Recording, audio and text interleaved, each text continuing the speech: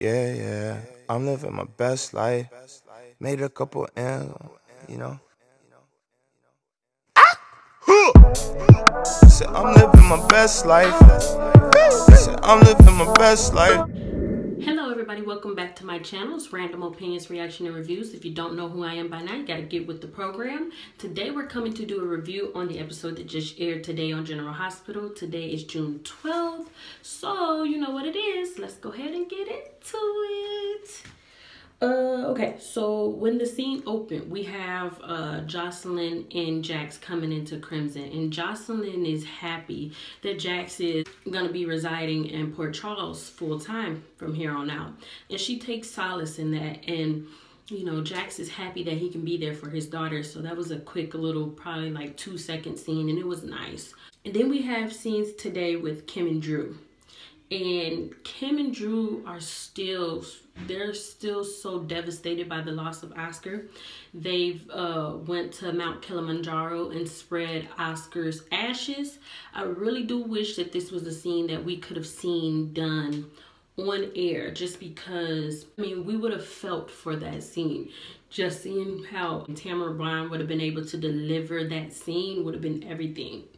So I really wish we could have seen it play out in front of our eyes. But I guess, like I said before, General Hospital didn't have enough money to get a set or something that worked out. So, you know, it is what it is. They're talking, and Kim is just, like I said, she's so distraught. And she passes out. They were supposed to watch the sunset, but she ends up passing out. And Drew caught her. So Drew calls the paramedics or the doctor. We didn't see this actually take place, but he did mention that he called the doctor, and the doctor put her on some heavy like medication. And so she starts to hallucinate. And Drew is completely there for her. He's letting her know everything is okay. And as she's hallucinating, she sees Oscar. So she believes that she's talking to Oscar. When she feels his cheek, she feels that it's Oscar, you know. And so Drew just started to play along, just because he is aware that every time Kim dreams, she dreams Oscar. That's why she hasn't want to sleep or anything like that, is because she feels the dreams are so vivid and so real. And he starts to play along, and she pretty much apologizes to Oscar for keeping him away from his dad. And she regrets that time that Drew missed with his son, and she feels like if she had have done the right thing and reached out to Drew a long time ago, they could have been one big happy family, and Oscar could have had his dad in his life. And so she's apologizing to Oscar. She said that, you know, he deserved more than what she was able to give him, and she wants his forgiveness. And Drew pretty much tells her that there's nothing to forgive. She did everything in her power. She was a great mom, you know, just pretty much helping her out. But he's talking as if he was Oscar. And the sad part about it is, you know, Oscar told her to lay down and get some rest, and she's like, okay. And she's like, will you be here when I get back? And he said, I'll never leave you. And that scene was just so sad. I'm like, oh my God, this woman is definitely going through the ringer. And by the end of that their scenes, it kind of alluded that possibly she may be pregnant, because she was feeling her stomach and talking down to her stomach like she was probably pregnant. And she also was talking to Oscar about, you know, how it would have been if it was all of them as a family and he had a little sister or brother. So I'm guessing that, I guess Kim is going to be having a baby real soon. We know that it's not Drew, so most likely it's Julian's baby, unless the writers write in some type of thing that happened off screen between the two. We know that it's not Drew's, so we'll see what happens with that story. But when she was talking to Drew, you guys, and Drew started to like cry almost, I felt that, just because I don't mean to bash Billy Miller, because I do think he's a good actress, but sometimes I view him as very monotonous, and to me, he doesn't always get across good emotion like he should. That's just my opinion. Like I said, I'm not bashing him. I do think that he's a great actor. He entertains me when I'm watching him. It's just that sometimes, like, between the scenes that he's had with Kim and Oscar, I haven't felt like he's delivered 100%. But today I felt that, you guys. I was so sad when he started crying. I'm like, man, this dude lost his son. Like, one can only imagine how he feels, and missing all that time, all those years gone. Like, I know he has his regrets, but I know at the same time he'll never blame Kim. You know, he'll never blame her. So he missed out on all that time. And then when he finally gets his son, they're getting close, and then boom, his son got a massive brain tumor that's inoperable. Like, one can only imagine how he feels. Like, it's one thing for Kim to be sad, but I know he's going through, you know. And so we have scenes today with Maxie, Ava, and Nina. And like I said, Nina is trying to sell this so that Ava can pretty much sign the contract so that they can do this photo shoot, and they can write a story on her. Now, they were trying to use Ava's pain to profit off of it. And Ava is smart, you guys. Ava was like, look, I'm not signing no contracts until I read the small print. And Nina's like, I promise you everything will be okay. We're going to tell things from your point of view. We're going to make you look like a martyr, you know, straight BS. Because we all know that they were not going to do that. They were going to tell Ava's side of the story, what happened with Ryan, but at the same time, they were going to completely convict her. And they were going to use her and blindside her. And Ava doesn't need any more pain, you know. And so Ava, like I said, she was like, look, I'm reading the fine print. Give me a second, because I ain't signing nothing. And so Nina's trying to assure her that everything is on the up and up. And then Jax walks in. And, you know, while they're laying it on thick, Jax sends Maxie out to talk to Jocelyn. And so Maxie and Jocelyn are talking. And before Maxie came out to talk to Jocelyn, we had this scene where Jocelyn is looking at Oscar's phone number, like his picture in her phone. And so she texted him one last time.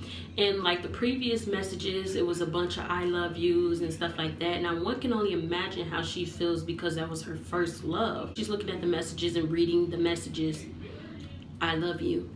And she texted him, I miss you.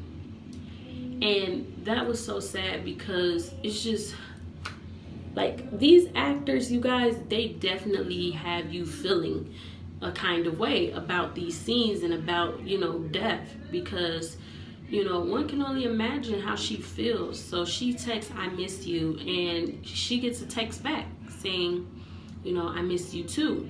And she's like, dang, like, I know it's not Oscar, but this is just crazy. Like, who could have sent me? Like, who could have sent me this text, you know? And Maxie walks out, and she's explaining this to Maxie, and she's like, look, I know this is crazy, but, you know, I blame myself, because when Oscar passed away, I wasn't able to tell him goodbye. You know, he left when she went to sleep. And so she can't help but feeling like if she hadn't have fell asleep, Oscar would have still been here with her, you know, or at least she would have been able to say goodbye. And so Maxie pretty much looks into, I think it was called a seance or something like that. Basically, they communicate with the dead. And so she's like, this is the last way you can reach out to Oscar from the dead. And so Jocelyn is looking into that. But I definitely thought it was a good idea to put Maxie and Jocelyn in the same room together and let them talk, because they both lost people that were everything to them, you know. And, you know, I was expecting Maxie to tell her from her experience how it does get better, but she didn't really do that to me, because, like, she pretty much just heard Jocelyn out. And it's good sometimes to hear somebody out and let them work things out themselves. And I feel like that's what Maxie did today. Then we have scenes today with Jordan, you guys. So Kevin comes to see how Jordan was doing, and Jordan is talking to Curtis, and she's like, look, I just don't understand how somebody like Ryan can just all of a sudden give away his kidney. Like, it's too nice for him. Like, he's incapable of anything good. So how does he just all of a sudden just decide to give me his kidney, me of all people, the person that worked super hard to put him behind bars? Curtis is just like, look, baby, you need to give it a rest. You think about the wrong things. I completely agree with Curtis. She is thinking about the wrong things. You're supposed to be recovering. Why are you thinking about what could have happened with Ryan? Like, I feel like Jordan is just nosy. She over the top. Like, she does her job at all the wrong times. She could never do her job when it's expected of her to do so. It's just crazy to me. So she's talking, and then Jordan, you guys, puts the pieces together, and she's like, Curtis leaves, and he goes and he meets with, I believe, Valerie, Finn, and all of them, and they're talking, and Valerie pretty much says that, look, Ryan doesn't have a clue about what happened to his kidney and why. So he's waking up out of a coma, and he doesn't understand why he has so much abdominal pain. And then he finds out that his kidney was taken from him. So he's like, look, somebody did something. GH is finna get sued. So he wakes up and he's in Pentonville's hospital. So he's like, you guys took my kidney at GH and then you brought me here. And yeah, you know, Brian is on a warpath, you guys. Like, he told Finn, he's like, you know what, y'all got away with this, but no prison has ever been able to keep me down, baby. And when I break free, I'm coming after all you guys that had something to do with me giving up my kidney.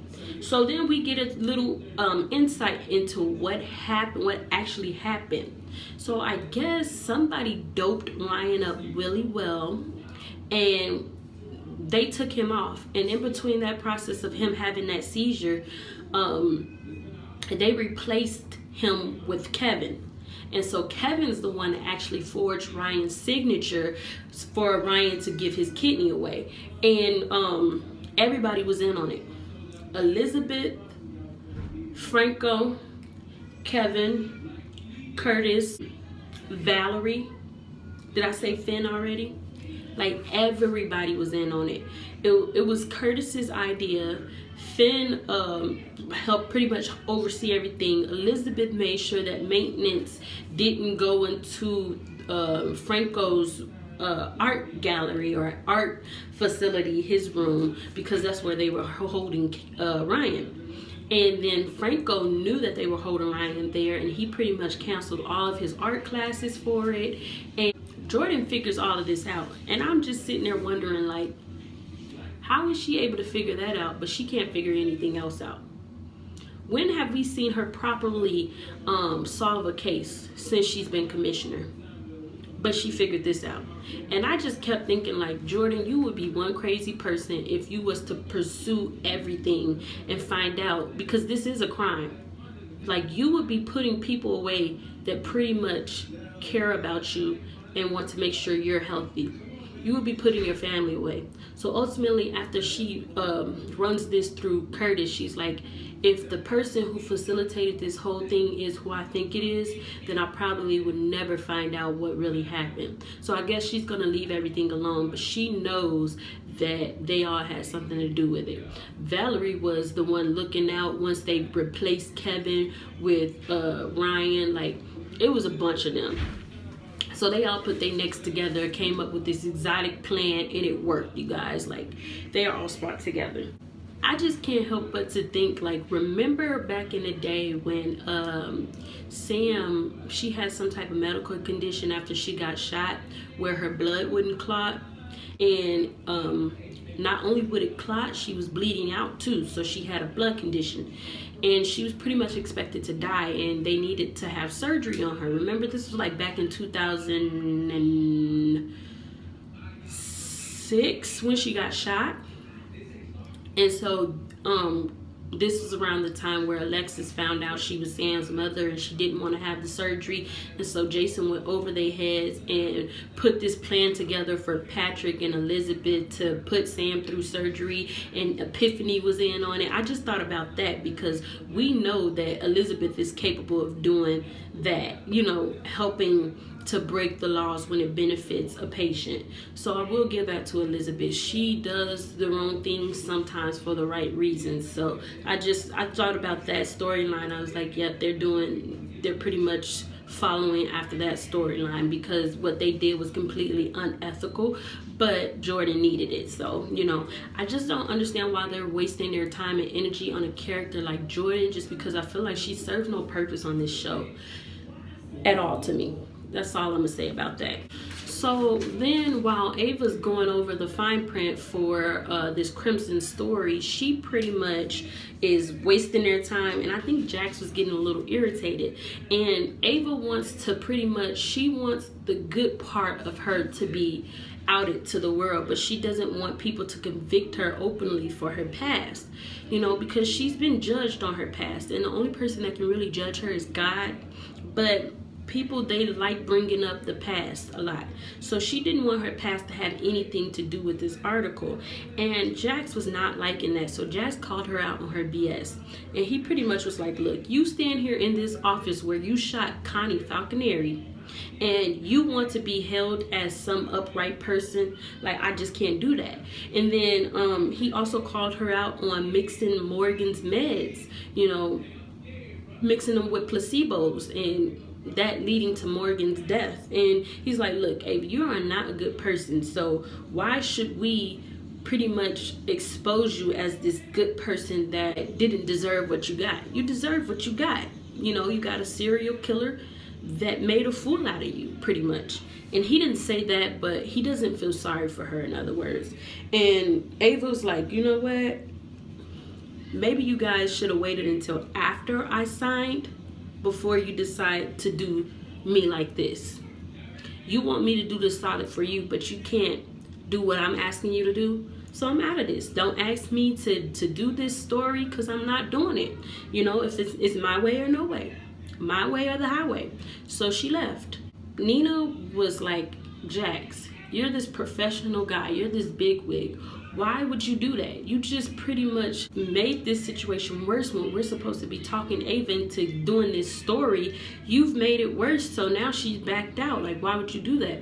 And she gets a light bulb. And she's like, you know what? You did that on purpose because you're trying to sabotage me. You know? And eventually it'll lead to me losing my job. And Jax is like, look, you're reading too deep into this. I did not do that to try to sabotage you. I just couldn't help myself. You know, it's personal for him. Ava has screwed over a lot of people that he's very close with. So I completely get where he's coming from, you know. And so Nina's like, look, if you want to make things back right, do whatever you have to do to make sure Ava does this story. And so I guess Jax is going to make sure, you know, to get Ava on this story. Franco and Elizabeth, they're going to do a public celebration of their marriage, because remember, she married him while he was in jail. So, you know, that's his way of being a good husband, I guess. But at the same time, I'm like, why are they trying to make Franco such this good person? Like, y'all got to give him a little bit of an edge too, because good sometimes becomes boring. Even some of these good characters on the show have an edge to them. We want edge. That's what keeps us on edge, you know, is when we have, you know, characters that just, you don't know how they're gonna act any given day. But right now they're too busy trying to purify his image, and I'm not down for that, you know. So that concludes today's episode. Today's episode was good. It was missing my J-Sam, because I love J-Sam, but like I said, today's episode was very entertaining. I am just happy. Like, at first I wasn't liking that they kept on like renewing this storyline with Ryan, but it would be nice in a couple years from now to bring Ryan back and he goes after Finn and he goes after Jordan. Like, that would definitely keep us on the edge of our seats, you know. So what do you guys think? Do you think GH should kill Ryan off and let that be that, or are you guys okay with Ryan coming back and playing villain for a couple of months or so? So let me know in the comments below how you felt about today's episode. Your feedback is very important to me. Don't forget, big thumbs up, like, comment, subscribe. I will see you guys later. Bye. I finally made my mind, know that I can't go back broke. They saying that my time up, my back against the ropes. I hustle, got my grind, know that when I make the most. I had faith every night and I never lost no hope.